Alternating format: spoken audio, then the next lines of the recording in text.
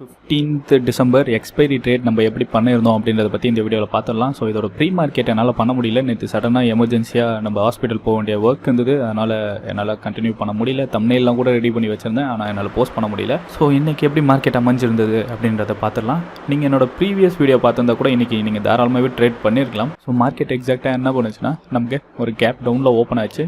So நமக்கு மேலே break out ஆகலை, நமக்கு டவுனில் தான் பிரேக் அவுட் ஆகிருக்கு.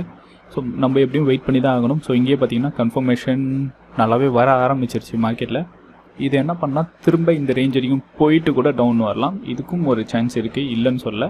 ஸோ வெயிட் பண்ணி பார்த்து தான் என்ன பண்ணியிருக்கணும், யாராக இருந்தாலும் ஒரு புட் ஆப்ஷனில் என்ட்ரு ஆகிருக்கணும். பட் நம்ம புட் ஆப்ஷன்லாம் என்ட்ரு ஆனது, ஸோ இந்த பிளேசஸ்லேயே புட் ஆப்ஷன் என்ட்ரு ஆயாச்சு. இதுலேருந்து நான் ஸ்டாப் நமக்கு கண்டினியூஸாக பார்த்தீங்கன்னா நல்ல ஒரு செல்லிங் ப்ரெஷர் உள்ளே வர ஆரம்பிச்சது. ஒன்ஸ் இந்த ரேஞ்சை பிரேக் பண்ணுச்சு அப்படின்னா full and full bear rally தான் இருக்க போகுது அப்படின்றத நம்ம ப்ரீமியமில் சொல்லியாச்சு. நம்ம சார்ட்டை போஸ்ட் பண்ணது பார்த்திங்கன்னா இந்த கேண்டில் ஃபார்ம் ஆகும்போது தான். ஏன்னா இங்கேருந்துலாம் நான் எல்லாத்தையும் ரெடி பண்ணணும் சார்ட்டை. ஸோ ரெடி பண்ணிட்டு அனுப்புறதுக்குள்ளே மார்க்கெட் இது வரைக்கும் ரன் ஆக ஆரம்பிச்சிருச்சு, இந்த கேண்டிலும் வர ஆரம்பிச்சிருச்சு. ஸோ இந்த டேவை பிரேக் பண்ணுச்சு அப்படின்னா நமக்கு ஒரு பியர் ரேலி இருக்குன்னு சொல்லிட்டு எல்லாத்தையும் போஸ்ட் பண்ணிட்டோம். ஸோ இதான் டார்கெட் 1 நம்மளோட ப்ரீவியஸ் வீடியோஸில் பார்த்துருப்பீங்க.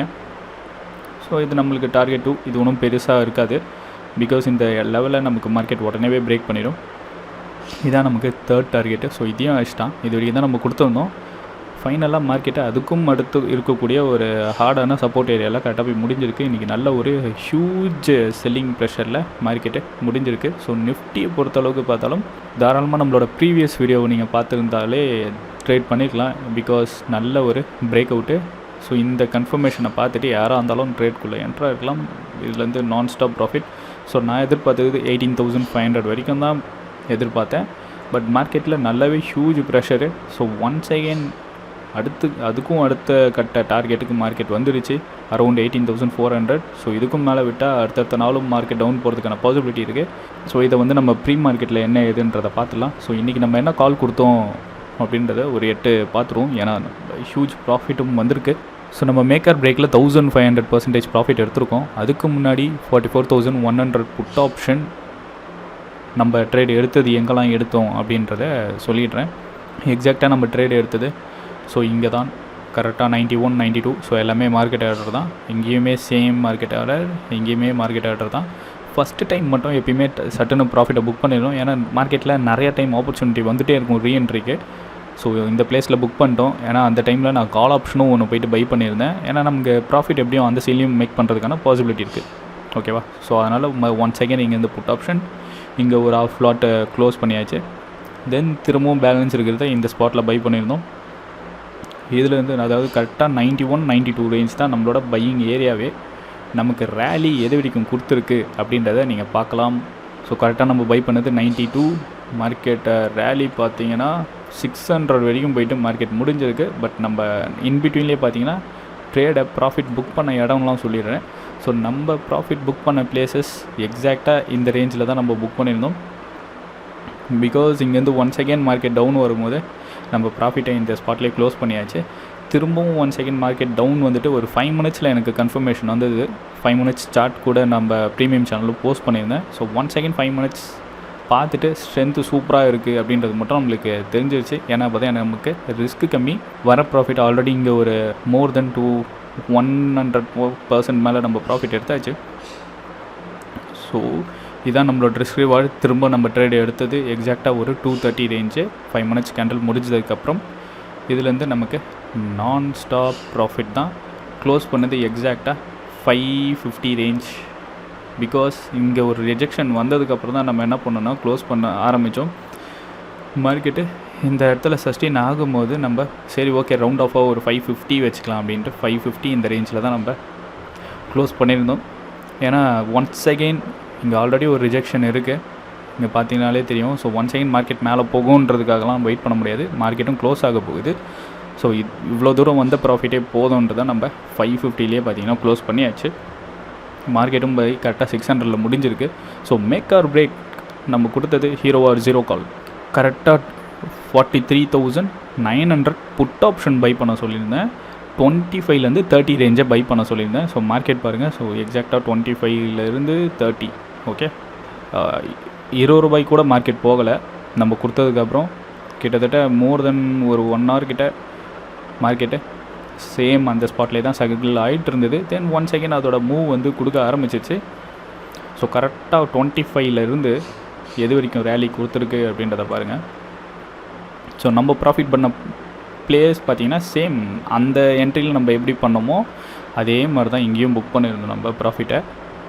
ஏன்னா ஒரு ஜோன்லாம் வருது அப்படின்னா புக் பண்ணுறது எப்பயுமே ஒரு சேஃபான ஒரு விஷயம். திரும்பவும் 1 second இதில் நம்ம ட்ரேட் எடுத்தது இந்த ஸ்பாட் தான். ஸோ 60 ரேஞ்சு கடைசி வரைக்கும்னா நம்மளால் ஹோல்ட் பண்ணுற அளவுக்குலாம் நம்ம பெரிய ஆள் இல்லை. இன்பிட்வீனில் ப்ராஃபிட் புக் பண்ணிட்டு ரீஎன்ட்ரி தான் எடுத்திருந்தேன். திரும்பவும் நம்ம ப்ராஃபிட் புக் பண்ணது இந்த 360 350 ரேஞ்சில் எல்லாமே மார்க்கெட் ஆர்டர் தான். இந்த கேண்டில் முடியும் போது நம்ம எல்லாத்தையும் போட ஆரம்பித்தோம். எல்லாமே இந்த ஸ்பாட்டில் தான் நம்மளுக்கு ட்ரிகர்டு. ஸோ நல்ல ஒரு ஹியூஜ் ப்ராஃபிட்டு அரௌண்ட் 25லேருந்து மார்க்கெட்டோட ரேலி பார்த்திங்கன்னா 1500% ரேலி கொடுத்துருக்கு ஃப்ரம் 25லேருந்து. யாராக இருந்தாலும் எனக்கு தெரிஞ்சு சும்மாவே பை பண்ணி ஹோல்ட் பண்ணியிருந்தால் கூட மினிமம் 300% இருந்து 800 to 1000% வந்து யாராக இருந்தாலும் கேப்சர் பண்ணியிருக்கலாம். பிகாஸ் நான் எடுத்தது எனக்கு அந்த மாதிரி தான் வந்திருக்கு. என்ட்ரியை பார்த்தாலே தெரியும் உங்களுக்கு. இது ஒரு 500% நமக்கு. ஸோ 1 second எனக்கு 25லேருந்து ஒரு 300 ரேஞ்ச் கிட்ட தான் ஆல்மோஸ்ட் 800% நமக்கு இந்த புட் ஆப்ஷன்லேயே ப்ராஃபிட் நல்லாவே வந்திருக்கு. நான் கால் ஆப்ஷனையும் காட்டிடுறேன். ஏன்னா கால் ஆப்ஷன் நம்ம ஃபஸ்ட் என்ட்ரி கொடுத்துருந்தோம். ஏன்னா மார்க்கெட்டில் பட்டு நம்ம ஃபஸ்ட் ஆர்டர் எப்பயுமே சீக்கிரமாக போட்டு டப்புன்னு எக்ஸிட் ஆகிடுவோம் ப்ராஃபிட்டாக லாஸும். ஸோ நான் கொடுத்த பிளேஸ் பார்த்திங்கன்னா எக்ஸாக்டாக இந்த கேண்டில் வரும்போது கொடுத்தேன். என்ன நினச்சேன்னா இங்கே ஒரு க்ரீன் கேண்டில் வந்துருச்சுன்னா மார்க்கெட் என்ன பண்ணும், இந்த ஹை வரைக்கும் போகிறதுக்கான வாய்ப்பு நிறையா இருக்குது. அதுக்கப்புறம் தான் டவுன் வருதா இருந்தால் வரணும். ஸோ அதனால தான் நம்ம என்ன பண்ணியிருந்தோம், இந்த பிளேஸ் வரும்போது கால் கொடுத்துருந்தேன். ஸோ 200 ரேஞ்சில் கூட பை பண்ணுங்கள். அதுக்கப்புறம் 165 170 ரேஞ்சில் பை பண்ண சொல்லியிருந்தேன். மார்க்கெட் என்னாச்சுன்னா கொடுத்த அந்த நிமிஷமே பாருங்கள் ஸ்ட்ரைட்டாக டவுன். எங்கேயுமே ஒரு கன்ஃபர்மேஷன் இல்லை, நான் ஸ்டாப் டவுன் தான். ஸோ நமக்கு இந்த ஸ்பாட்டில் தான் என்ன வந்திருக்கு, கன்ஃபர்மேஷன் வந்திருக்கு. ஸோ 165 பக்காவாக பார்த்தீங்கன்னா தெரியும் 165. இதுலேருந்து நான் ஸ்டாப் மார்க்கெட் ரேலி நல்லாவே மேலே போயிருந்தது. ஸோ போகும்போதே நம்ம சொல்லியாச்சு 230க்கு மேலே மார்க்கெட் போனால் மட்டும்தான் இதோட ரேலி கண்டினியூ ஆகும் அப்படின்றத நம்ம சொல்லியிருந்தோம். 1 second மார்க்கெட் கீழே விழும்போது 150 கிராஸ் பண்ணிடுச்சு அப்படின்னா, ஸோ இதோ இருக்குது கரெக்டாக 150 கிராஸ் பண்ணிச்சு அப்படின்னா அதோட இந்த கால் ஆப்ஷன் என்ட்ரியை மறந்துடுங்க அப்படின்றத நம்ம தெளிவாகவே சொல்லிட்டோம். ஸோ ஃபஸ்ட் டைமே நம்ம பார்த்திங்கன்னா இதில் டீசெண்டாக நான் ப்ராஃபிட் புக்கு. ஸோ ரீஎன்ட்ரியும் எடுத்திருந்தேன். ஸோ இந்த ஸ்பாட்டில் தான் நமக்கு ரீஎன்ட்ரி. இதில் ஜஸ்ட்டு சின்ன ப்ராஃபிட் மட்டும் தான் புக் பண்ணியிருந்தோம், ஒரு பெரிய லெவல்லாம் எதுவுமே கிடையாது. ஸோ இந்த இடத்துல சஸ்டெயின் ஆகும்போது நம்ம புக்கு இதே சேம் டைமில் தான் பார்த்திங்கன்னா நம்ம புட் ஆப்ஷன் சைட்லேயும் என்ன பண்ணியிருப்போம், அது பேஸ் பண்ணி தான் நம்ம ஆர்டர் எடுத்திருப்போம். இங்கே நீங்கள் கிளியராக பார்க்கலாம் சேம் டைம். ஸோ இங்கே வரும்போது கால் ஆப்ஷனை பை பண்ணியிருந்தோம். திரும்பவும் இந்த ரேஞ்ச் போகும்போது கால் ஆப்ஷன் செல்லு, மறுபடியும் புட் ஆப்ஷன் பை. ஸோ அது அப்படியே உல்ட்டாவாக பண்ணி தான் நமக்கு ட்ரேட் நல்லா இந்த அளவுக்கு ப்ராஃபிட் வந்திருக்கு. ஏன்னா கால் ஆப்ஷனில் எனக்கு பிரேக் அவுட் கொடுக்காத வரைக்கும் கால் சைடில் மார்க்கெட் ரேலி கொடுக்க போகிறதில்ல. பிகாஸ் ஓவரால் மார்க்கெட் டவுனில் தான் இருக்குது. என்ன தான் பேங்க் நிஃப்டி நமக்கு ஒரு பாசிட்டிவ் மோடில் இருந்தாலும் ஃபுல் அண்ட் ஃபுல் நமக்கு ரிஜெக்ஷன் மட்டுமே. இந்த ஸ்பாட்லேயும் பார்த்திங்கன்னா நல்ல ரிஜெக்ஷன் தான் வந்திருக்கு. இந்த மாதிரியான மார்க்கெட் என்ன பண்ணோன்னா, இந்த ஒரு ரெட் கேண்டில் ஃபார்ம் ஆகிட்டு திரும்பவும் ஒரு க்ரீன் அடுத்தடுத்த க்ரீன் ஃபார்ம் ஆகி இருக்கக்கூடிய ஸ்டாப் லாஸ் எல்லாம் மேலே இருக்கக்கூடிய ஸ்டாப் லாஸை ஹன் பண்ணிவிட்டு அதுக்கப்புறம் வேகமாக கீழே விழுவான். ஸோ இதுக்கான மூவ்ஸும் இருக்குது. அதனால தான் நம்ம கால் ஆப்ஷனாக நான் எதுக்கும் ஒரு சேஃப்டிக்காக எடுத்து வச்சேன். நம்மளோட புட் ஆப்ஷன் மட்டும்தான் பார்த்திங்கன்னா அதுலேயும் நம்ம டீசெண்டான ப்ராஃபிட்ஸை எப்படி ஸ்பீடாக கேப்சர் பண்ணோம் அப்படின்றத நீங்கள் பார்த்துருப்பீங்க. ஸோ இதெல்லாம் நல்ல ஒரு பட்டுன்னு கேப்சர் பண்ணிவிட்டு இது ஒரு பக்காவான பையர்ஸ்க்கான ட்ராப்புன்னு சொல்லி நம்ம ப்ரீமியமில் எக்ஸ்பிளைன் பண்ணியிருந்தேன். இந்த கேண்டில் எப்படி ஏன் ஃபார்ம் ஆச்சு அப்படின்றது. இது கண்டிப்பாக பையர்ஸ்க்கான ஒரு ட்ராப்பு. இருக்கக்கூடிய செல் ஆர்டர்ஸ் எல்லாம் மார்க்கெட் வந்து ட்ரிகர் பண்ணும். பேலன்ஸ் இருக்கக்கூடிய செல் ஆர்டர்ஸை ட்ரிகர் பண்ணிவிட்டு அதோட கன்ஃபர்மேஷன் தான் இந்த ரெட் கேண்டில் நமக்கு. ஸோ இதுக்கப்புறம் நம்ம பேஷன்ஸோடு வெயிட் பண்ணோம் பிரேக் அவுட் வரைக்கும். ஸோ ஒன்ஸ் பிரேக் அவுட் பண்ணதுக்கப்புறம் மார்க்கெட்டோட ரேலி கன்ஃபார்ம்டு. ஸோ திரும்பவும் இந்த ஸ்பாட்டில் தான் நம்ம என்ன பண்ணியிருக்கோம், புட் ஆப்ஷனை ரீஎன்ட்ரி போட்டோம். இந்த ஸ்பாட்லலாம் நம்ம ப்ராஃபிட்டை புக் பண்ணிவிட்டு இந்த ஸ்பாட்டில் நம்ம put option reentry exactly stop loss நம்மளுக்கு இங்கே இந்த 5 minutes கன்ஃபர்மேஷன் பார்த்து தான் உள்ளே என்ட்ராயிருந்தோம். இதுலேருந்து நான் ஸ்டாப் ப்ராஃபிட் எக்ஸாக்டாக இந்த 5 minutes இந்த ரேஞ்சில் தான் நம்ம என்ன பண்ணோம்னா ப்ராஃபிட்ஸை க்ளோஸ் பண்ண ஆரம்பித்தோம். இங்கே நம்மளோட ப்ரீமியம் சேனலில் ஜாயின் பண்ணால் அதுக்கான லிங்க் டிஸ்கிரிப்ஷனில் இருக்குது. நம்மளோட பேங்க் நிஃப்டி மாஸ்டர் கிளாஸ் எல்லாமே இருக்குது. நீங்கள் தாராளமாக அதில் ஜாயின் பண்ணி ஒழுங்காக ட்ரை பண்ணுறது எப்படின்றதை கற்றுக்கோங்க. மீண்டும் அடுத்த ஒரு சுவாரஸ்யமான வீடியோவில் உங்கள் அனைவரையும் சந்திக்கிறேன். பாய்.